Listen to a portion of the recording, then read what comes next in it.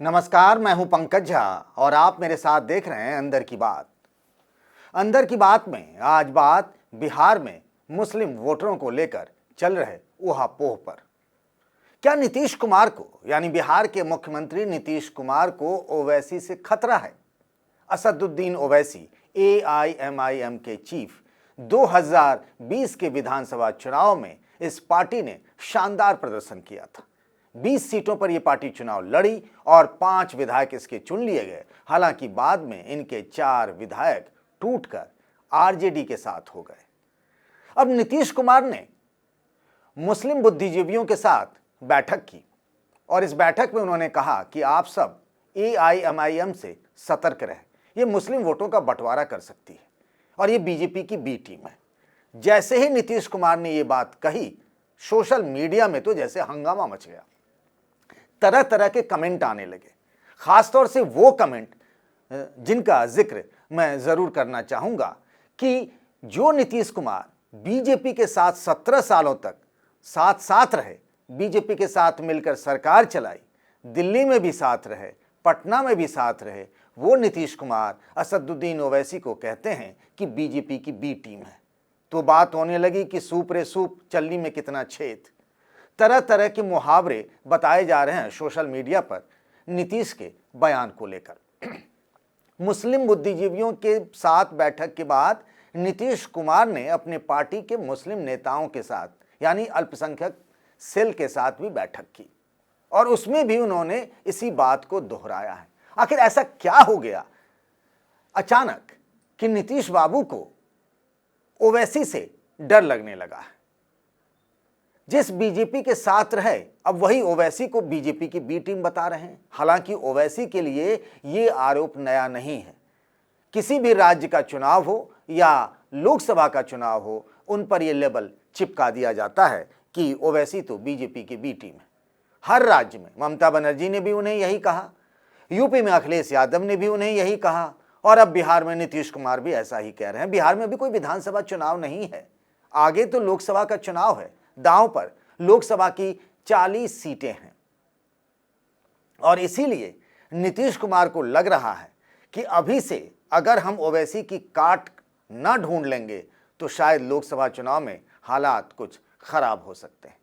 और खतरे की बात इसीलिए यानी खतरे की घंटी इसीलिए बजने लगी है क्योंकि अभी हाल में विधानसभा के जो 3 उपचुनाव हुए, उसमें से 2 उपचुनावों का जिक्र करना जरूरी हो जाता है। एक तो गोपालगंज का और दूसरा मुजफ्फरपुर के कुर्नी विधानसभा का, जहां कहा जा रहा है और कहा क्या जा रहा है, ये बात सच भी है कि अगर उन आंकड़ों को देखें तो एआईएमआईएम ने जितने वोट लिए उसके उम्मीदवार ने उस वोट के हिसाब से खेल खराब हो गया इसी का यानी महागठबंधन का।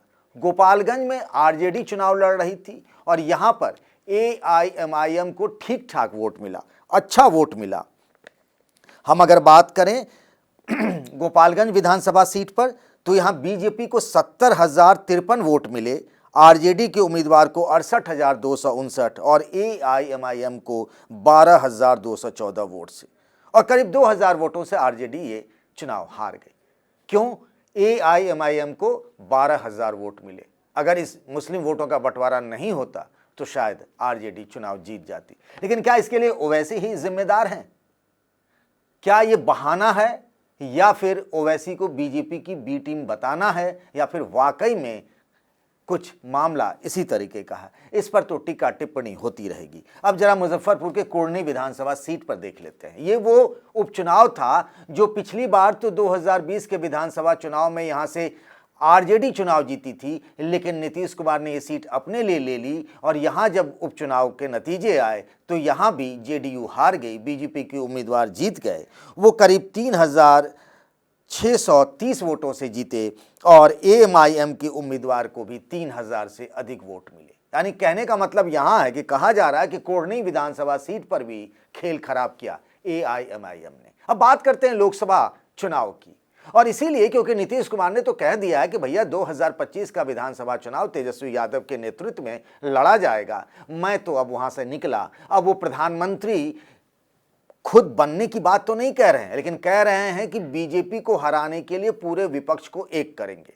और ये खुद ही उन्होंने तय कर लिया है कि एक करने का काम बस उनके पास है और वो सबको एकजुट कर लेंगे। उन्होंने तो यहां तक कह दिया, समर्पण का भाव ऐसा है नीतीश बाबू का इन दिनों कि उन्होंने कह दिया, जो लोग कहते थे कि नीतीश बाबू खुद प्रधानमंत्री बनना चाहते हैं, उनकी बड़ी महत्वाकांक्षा है, तो उसी नीतीश कुमार ने कह दिया, जब कमलनाथ ने कहा कि राहुल गांधी के नेतृत्व में चुनाव होगा, तो नीतीश कुमार ने कहा इसमें दिक्कत क्या है, राहुल गांधी के नाम पर हो सकता है। हालांकि अखिलेश यादव को इससे दिक्कत है, हालांकि अखिलेश यादव को भी नीतीश बाबू इस मोर्चे में शामिल करना चाहते हैं, जो विपक्ष को एकजुट करने की बात है, लेकिन अभी तो उन्हें दम दिखाना है बिहार में और उन्हें तो हिसाब चुकता करना है बीजेपी से। लेकिन अभी हालात ऐसे लग नहीं रहे। ये जो विधानसभा के उपचुनाव हुए उसमें तो उन्हें मुंह की खानी पड़ी।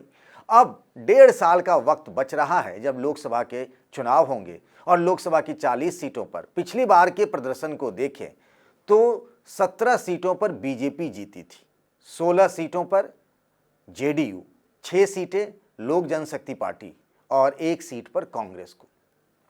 वो क्यों कह रहे हैं, ओवैसी का जिक्र क्यों कर रहे हैं नीतीश कुमार? क्योंकि नीतीश कुमार बीजेपी के साथ रहते हुए भी अपनी सेकुलर छवि बचा कर रखने में कामयाब रहे थे। उन्हें मुस्लिम वोट मिल जाया करता था, लेकिन अब उन्हें लग रहा है, जैसा कि अंक गणित कह रहा है, चुनाव के नतीजे कह रहे हैं, कि कुछ लोग ये भी कह रहे हैं और ये बात सच भी है, आंकड़ों में देखें कि ये जो मेल हुआ है आरजेडी और जेडीयू का, ये मेल कोई पहली बार तो हुआ नहीं है। ये 2015 में भी हुआ था, लेकिन तब सब ठीक ठाक था, तब महागठबंधन था, आज ही महागठबंधन है, तब आरजेडी जेडीयू साथ में थे, लेकिन तब वो मामला फिट हो गया था, दोनों के वोटर और कार्यकर्ता एक मिल गए थे। लेकिन इस बार कहीं ना कहीं कुछ गड़बड़ी है, पेंच फंस गया है। ऊपर के नेता तो मिल लिए हैं, नीचे के वोटरों का मिलान नहीं हो पा रहा है, क्योंकि बिहार में राजनीतिक हालात तेजी से बदलते जा रहे हैं और इसी बात का खतरा है नीतीश बाबू को कि अगर मुसलमान वोट जेडीयू से छिटक गया, जेडीयू को वोट नहीं किया, तो फिर तो उनकी पार्टी का भट्ठा बैठ जाएगा। आरजेडी को तो मुस्लिम वोट मिल जाएगा, बिहार में करीब 17% जो हैं वो मुस्लिम वोटर हैं, आरजेडी को ये वोट मिल जाएगा। लेकिन जहां पर आरजेडी नहीं है, जेडीयू चुनाव लड़ रही है लोकसभा में, और वहां अगर मुसलमानों का वोट नहीं मिला और वहां अगर एआईएमआईएम का उम्मीदवार खड़ा हो गया और जिस तरीके से खुले मंच से, खुले मन से और जितनी तीव्रता से और जिस दमखम के साथ ओवैसी मुसलमानों के हित की बात करते हैं, अगर मुस्लिम वोटर झुका एआईएमआईएम की तरफ और नीतीश कुमार की पार्टी वहां चुनाव हार जाती है, तो फिर नीतीश कुमार के तो सपने धरे के धरे रह जाएंगे। किस बात से और किस मुंह से वो बीजेपी से हिसाब चुकता कर पाएंगे? आजकल तो वो बीजेपी के प्रबल विरोधी बने हुए हैं और देखिए ऐसा हो भी सकता है। आप देखिए कि किशनगंज का लोकसभा चुनाव हुआ था 2019 का, मैं उसका जिक्र करना चाहूँगा, किशनगंज लोकसभा चुनाव की। वहाँ कांग्रेस पार्टी जीती थी, तब कांग्रेस महागठबंधन में थी। कांग्रेस पार्टी वहाँ से चुनाव जीती थी 2019 के लोकसभा चुनाव में। मोहम्मद जावेद, उनको 3,67,000 वोट मिले थे और जेडीयू के जो मोहम्मद अशरफ हैं उनको 3,32,000 और अख्तरुल ईमान एआईएमआईएम के उम्मीदवार हैं जो अभी भी विधायक हैं और पार्टी के प्रदेश अध्यक्ष हैं, उनको 2,95,000 वोट मिले थे। सोचिए, करीब 3 लाख वोट मिले थे एआईएमआईएम के उम्मीदवार को किशनगंज से। अगर इसी तरीके से जहां जहां पर ये जो महागठबंधन है, जिसमें कांग्रेस है, जिसमें जेडीयू है, जिसमें आरजेडी है, लेफ्ट पार्टियां हैं, अगर लोकसभा चुनाव को लेकर भी ये गठबंधन रहा और सीटों का बंटवारा हुआ, तो जो लोकसभा की सीटें जनता दल यूनाइटेड को मिली यानी नीतीश कुमार को मिली, और वहां अगर मुस्लिम समाज के लोगों ने जेडीयू को वोट नहीं किया, एआईएमआईएम को वोट कर दिया और जेडीयू के उम्मीदवार की हार हो गई, तो ये बड़ी शर्मनाक स्थिति होगी। इसीलिए अभी से इस खतरे की तरफ बढ़ाने लगे हैं और बताने लगे हैं नीतीश कुमार, वो नीतीश कुमार जिनको कभी ओवैसी खतरा ही नहीं लगते थे, जो कहते थे कि मैं बीजेपी के साथ रहा भी तो भी मुस्लिम समाज के लोग उन्हें वोट दे देंगे। तो फिर ऐसी क्या आफत आ गई? इसका मतलब है कि नीतीश कुमार की जो वो सियासी जमीन थी वो दरक रही है, उनकी जो एक दौर में लोकप्रियता थी वो अब कम हो रही है। नीतीश कुमार के जो बोल वचन इन दिनों आप देखने और सुनने को मिल रहे हैं, ये वही नीतीश कुमार नहीं हैं जो आज से 15 साल 20 साल पहले हुआ करते थे। नीतीश कुमार को लेकर उनकी पॉपुलैरिटी उस तरीके की नहीं रही।